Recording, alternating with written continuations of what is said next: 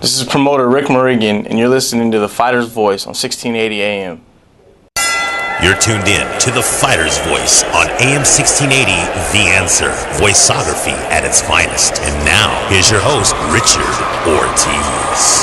Hey, how we going? 1680 AM, The Fighter's Voice. Voiceography at its finest. And today in studio, we got the one, the only, the promoter, Rick Mirigian. He's going to tell us all about his future, his present, and what's going on in Fresno. But you know what? I want to give him a proper introduction. Yeah. Goes something like this. Ladies and gentlemen, from Fresno, California, the best promoter in the 559, Rick Mirigian. Yeah, Mr. Rick in studio. How we doing, Rick? Well, I was doing good till you told me I'm only the best promoter in the 559. I don't know too many guys that sell out 15,000 person arenas consecutively twice a year. I mean, I could keep going, but now my feelings are hurt already. Let's keep going. I had to throw the first jab, so to speak, because I knew that would get you going. One jab got the right, the left hook, and the uppercut all in one segment. Tell us all about this. Other than the 559, what have you done for not just Fresno, but the whole city of California, and now I'm hearing Las Vegas? I've done all kinds of different shows and events over the years. I've done stuff with Beyonce, George Lopez, the Kardashian family, Kobe Bryant, Carlos Mencia, Jamie Foxx. I mean, I can go on for hours here. You know, every rapper you've probably ever heard of. So I've done shows for, 15 to 17 years now. You know, I know one thing, that you have broken records that were set solid in Fresno, California. Tell us about those records that you broke in half, that you just shattered. And we're talking about attendance. We're talking about events. We're talking about live TV. Tell us all.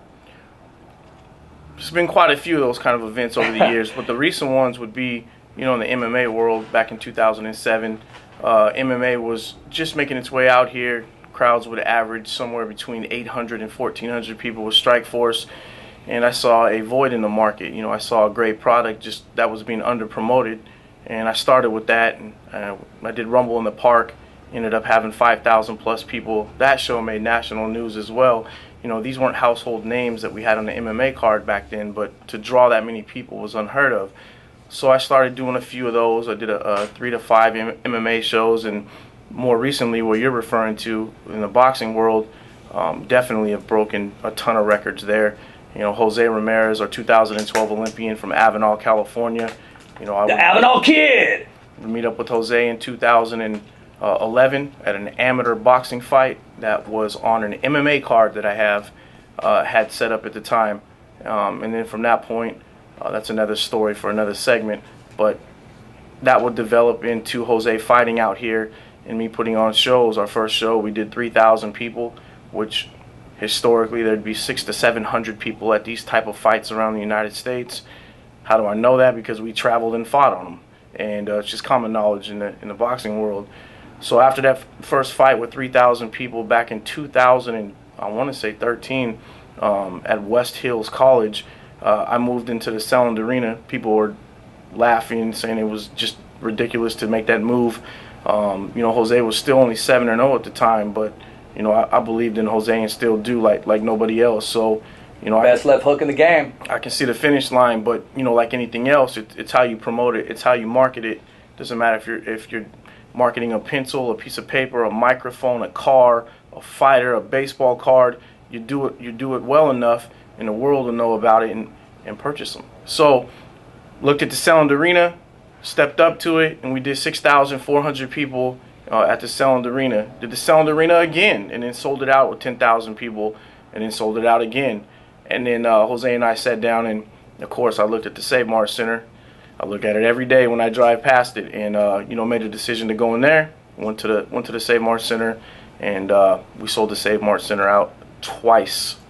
You know, you've done the Save Mart Center twice, and you continue to outdo yourself each and every time. I mean, you talk about Jose Ramirez having a fan base. You have a fan base. And matter of fact, we got a phone call exactly for you, Mr. Rick Mirigian. Hey, we're ready to take that call. Caller, are you there? Yes. Go ahead, you're on the air. Hey, Rick. How are you? Being from the Central Valley, you know, and all the work that you have put in for the Central Valley, what is the biggest success or lesson that you feel that this Central Valley has given you? Just growing up here, period. I'm born and raised here, so I obviously have a chip on my shoulders like most people that are born and raised in Fresno. Why doesn't Fresno get this? How come this doesn't come to Fresno? And in my case, I use my student loan check to throw a party at Fresno State. So one of the biggest areas that I suffered from while I was going to school was watching big entertainment and events not come to our city because we were in the middle of LA and San Francisco, and we'd get overlooked. So for me, Fresno provided a number of things. You know, growing up here again with a chip on your shoulders, and then understanding that we're looked at and looked down on in other parts of the United States. You know, I wanted to, in my genre, I wanted to make a difference and stand out. So Fresno has completely shaped and raised me, and everything I learned, came from here. You know, dealing with multiple ethnicities. I went to Scandinavian and McLean High School, which is basically every race you could go to school with. You know, I didn't grow up wealthy. I lived in a one-bedroom apartment with a single mom, so I experienced that side of the city growing up. And I would eventually start dealing with very prominent business people in town, and it shaped me overall and gave me, access to every type of person, race, demographic, wealth, background, and those tools I'm still learning today. But without being born here and having gone through all that and understanding people, how to reach them, etc. Look, I've done more Hispanic events than any Hispanic person out here in Fresno for a reason. I've done Muay Thai kickboxing events, and it helped me knowing so many Asian people that I went to school with at McLean. So it's just a small world, where we live out here. So I like to tell people that everybody you meet is a contact. Every person that you come in contact with could be somebody that you deal with later on in life. And as a kid, I picked up on that early. And that's all from the Central Valley. All right, if you have time, I have another question. I know with everything that you do with Jose, I'm personally from Avenel. So I know everything that you do with Jose and the goals you guys have set for Jose and for yourself and everything like that. Why isn't there more things in Avenel when it comes to Jose? Why is like a lot of the meet and greets and stuff like that? Why is that usually in Fresno or up in that area when technically he's from Avenel? And I know there's a lot of people in Avenel asking that same question. That's a great question. Sure, and I'll just be straightforward with you. Putting on fights is a business also. So drawing in businesses to support these fights is not an easy task. It's why you don't see them quite often or anybody else able to do them. So, our meet and greets, our press conferences, things that have to do with the fight, our sponsors, those people are helping support these fights and put them on. So traditionally, that's where those things are held. We do stuff with Avenal. And I don't know if you're aware of it or not, but we donate money to Avenal. We did out of the last 2 Tachi fights to help with the water funds out there. We spent a few bucks each Thanksgiving.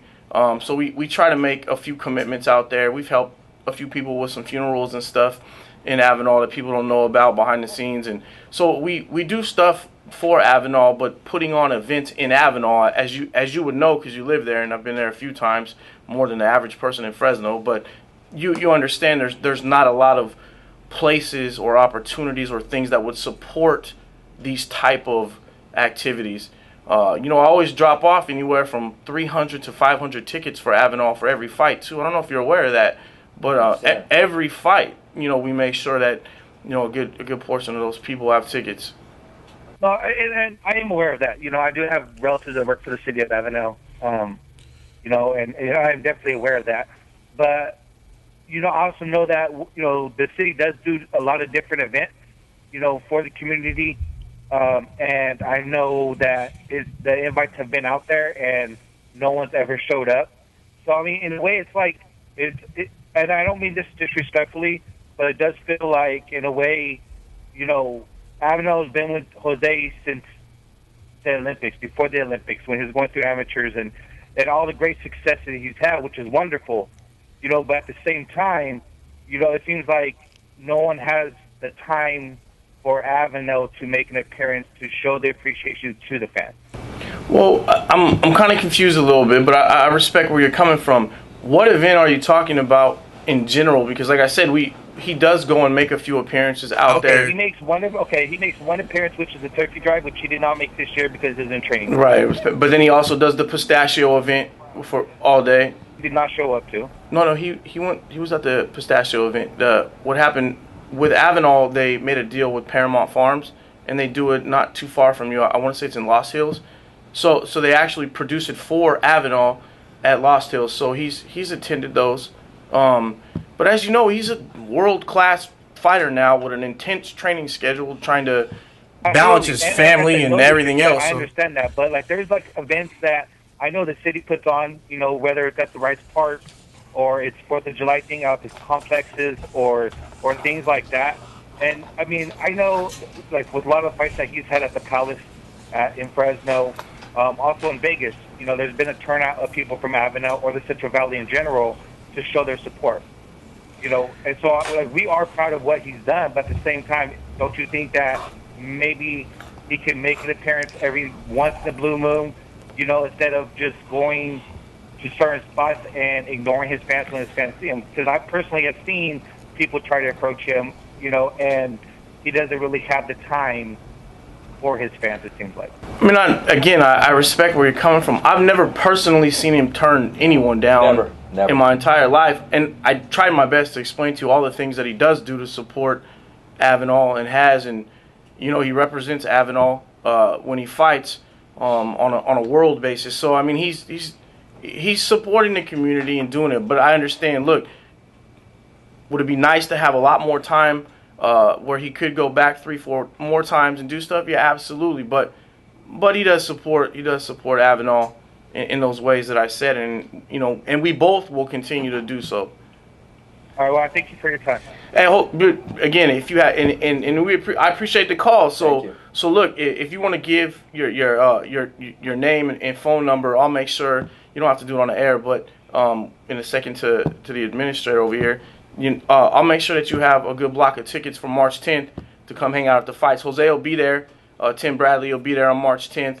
Hey, Rick, honestly, personally, like, seriously, you know who I am. Oh. Okay. Well, that makes me feel good. That's good. Hey, caller, we're also going to add you a free Fighter's Voice T-shirt. I appreciate your call. Well, no, he's still, you know, he's.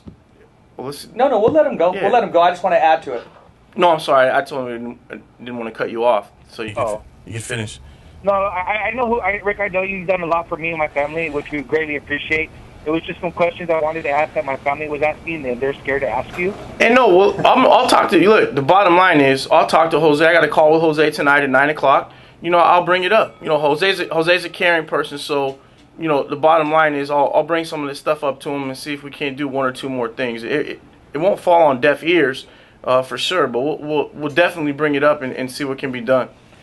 Hey, caller, just hold on real quick because I got to pay some bills real quick, okay? I want to say thank you to our sponsor, Serrano Furniture, family owned since 1986 in 9 locations. Bakersfield, Delano, Dinuba, Fresno, Hanford, Madera, Tulare, Visalia, and Porterville. Hey, we're here with Rick Mirigian. Callers, go ahead and stay on the line. We're going to get some information from you. Appreciate your call. We love it. It's people like you that keep us sharp. It's people like you that keep us going. It's people like you that keep us real. And we're here with Rick Mirigian with the Fighter's Voice, 1680 AM. Every fighter has a voice, and so do you.